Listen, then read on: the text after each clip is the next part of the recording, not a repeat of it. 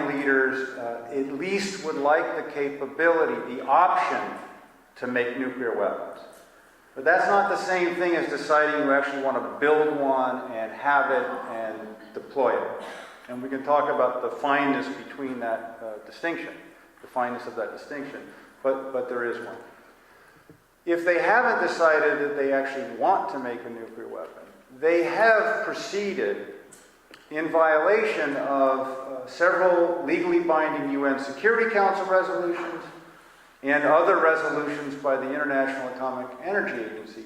They've proceeded to continue to produce the material required to build nuclear weapons. And the most difficult or key material is highly enriched uranium or plutonium, because these are the two elements that can sustain a nuclear chain reaction. And they've been advancing on enriching uranium in violation of these international demands since, depending on how you count the demands, for at least the last 6 years. And this is why they've been sanctioned. This is why we continue to talk about sanctions, is that they're acquiring this capability. They have enough now low-enriched uranium that it's believed that if they decided to re-enrich it, put it back in the machines to enrich it further, that they could produce the quality of uranium required for a nuclear weapon in about a year, based on what we know. And what we know, by the way, is from the International Atomic Energy Agency. So it's the inspections by the IAEA that has documented and quantified these capabilities. Without this, we would just be guessing what they have. And what the IAEA should say, what they know is based on facilities that they're allowed to inspect, which Iran has declared to them. There is always the concern there could be facilities that are secret, and therefore that can't be inspected and that the IAEA doesn't know about. And what was so important about the revelation last November, just October, less than 2 months ago, of the facility at home, what was called the secret uranium enrichment facility that President Obama announced right before the G20 meeting, I think, in Pittsburgh. And one of the reasons why that was so important is precisely that this was a facility Iran was building to be able to enrich uranium that the International Atomic Energy Agency did not know about. And so if Iran had decided, if they'd been able to go ahead and to begin to operate that facility, then they could have been producing more material for nuclear weapons that the IAEA would not have known about. Now, the U.S. knew about it. And Israel knew about it, and France knew about it, and the United Kingdom knew about it.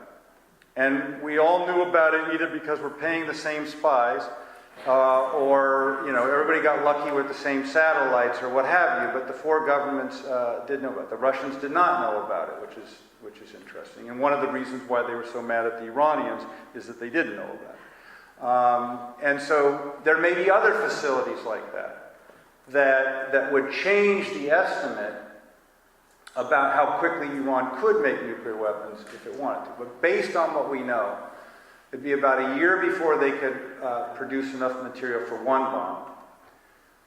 Arguably, and Secretary Gates and others have talked about, it's a rolling horizon of about 2 to 3 years if you want to guess when they could build a nuclear weapon. All right? And that continually rolls over, that prediction. Lots of variables.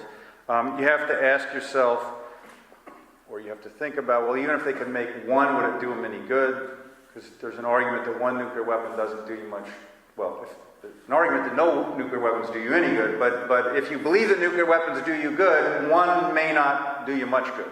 And so you may want to keep at this for a significant amount of time, which would stretch out the horizon there. There still would be the open question of how they would deliver a nuclear weapon or more than one nuclear weapons, and we can talk about that in the Q&A. But I just want to give you a sense of kind of where things were physically, and also that they had been, again, ordered by the Security Council and by other bodies to stop this work on enrichment for a number of years.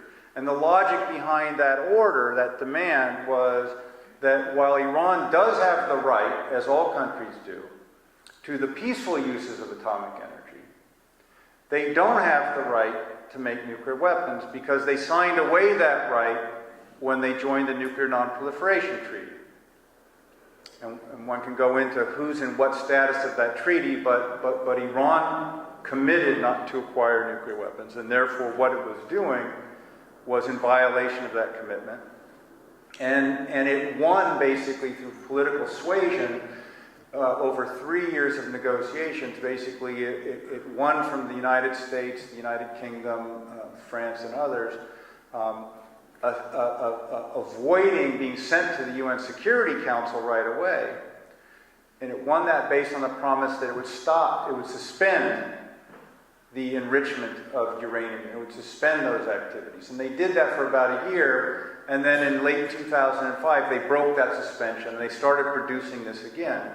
And hence, we've been adding pressure ever since then. And the idea, the logic of what the US and others is demanding is that Iran needs to stop this activity to build confidence of its neighbors in the international community that it's not seeking nuclear weapons. And so the suspension that we're asking for is not permanent, not saying you have to give up your right to this technology, but because you violated the rules, you cheated, you got caught, and there's lots of concerns, you need to build confidence by stopping and then negotiating with the rest of the world the conditions under which you would resume again that would convince everybody that you're upholding your obligation. So that's the basic logic of what's being demanded of them. Let me turn to what the fear is, or what reasonably might be the concern about what would happen if Iran did build nuclear weapons. And I think there's a tendency here, especially, to imagine that somehow they get nuclear weapons, and Ayatollah Khamenei or his successor or somebody wakes up and says, "Today I'm going to nuke the United States.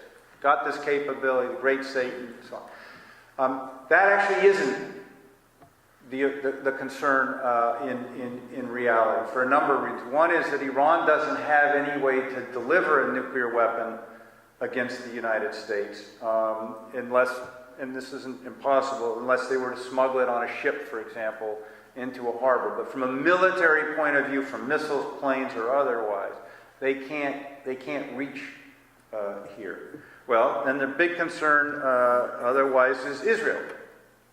And President Ahmadinejad, however you translate what he has said, clearly has a view that the state of Israel is not legitimate, and no tears would be shed if the state didn't exist anymore. Now, there are different ways to interpret what he said, to say he actually threatened to wipe out Israel. I don't think I think that's not the nature of what actually he said, but doesn't really matter in the sense that from an Israeli point of view especially, if they have the capability to destroy Israel, then if you're Israeli or if you're the US government, you then have to take that as a very, very real risk. And so that would be the driving concern right now, that if Iran acquired nuclear weapons, they can threaten the existence of Israel. Now, that in itself also is problematic from an Iranian point of view, because if the way they're going to try to do that is with missiles, and Iran does have missiles that can hit Israel, Israel has missile defenses.